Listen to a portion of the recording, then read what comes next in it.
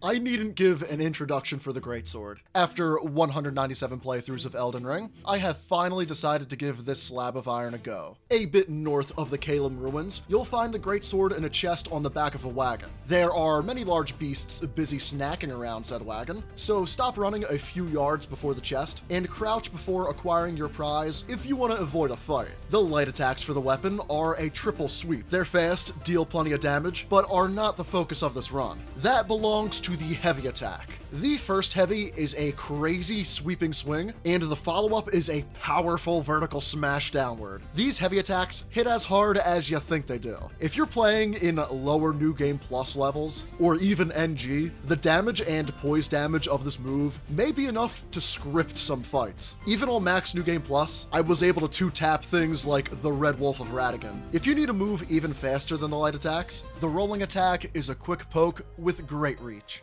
And I didn't use it too much, but the jumping heavy, while being situational, is a nice alternative to keep up poise damage. The Ash of War of the week is Giant Hunt. I was craving something more powerful. After using the animation of Flame Skewer last week, Giant Hunt looks the same as it. It lacks the fire buff, but has much more knockback, or in this case, knock up power. NPCs do not know how to react to it, and bosses like Renala and Melania can get sent up in the air, where they'll be defenseless for a little while, and give you more damage opportunities. For the spells of the run, I ran with Golden Vow, for 15% more damage and 10% more damage negation, and Flame Grant Me Strength, for 20% more physical damage, and a bit more stamina regeneration. For our playstyle, we have a bit of a buffing routine for such a simple weapon. In descending duration order, we have the Flask, then Golden Vow, then a weapon grease of your choice, and then Flame Grant Me Strength. If I knew I was going to be using Giant Hunt a few times, I would either use a Blue Flask or even a Starlight Shard. As for greases, I ran with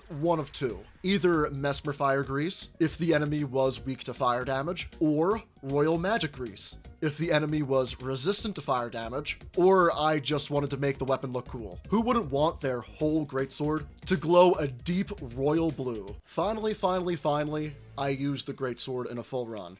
I've swung it around a little bit before, but never actually sat down and used it throughout all of Elden Ring. So this week, I have to ask, what is your favorite strength weapon? I am really liking the Greatsword, but that nostalgic part of my heart still is in love with the Zweihander. It doesn't deal as much damage as the Greatsword, but it is a lot lighter, and I have a much bigger history with it. Plus, those thrusting R2s really sell that weapon for me. I haven't posted it yet as of recording this, but be sure to check the community page. I will have a competition between these two weapons. Yet now, favorite strength weapon or favorite returning colossal sword aside, for more videos like this, every single Friday at 5 p.m. Eastern Time, be sure to like and subscribe to TheJerseySide. Our talismans for the build were the Dragon Crest Great Shield, for 20% more physical damage negation, the Two-Headed Turtle Talisman, for better stamina regeneration, the Axe Talisman, for better charged heavy attacks, and the Two-Handed Sword Talisman, for 15% more damage with the moveset. Our tiers for the build were the Opaline Hard tier, for 15%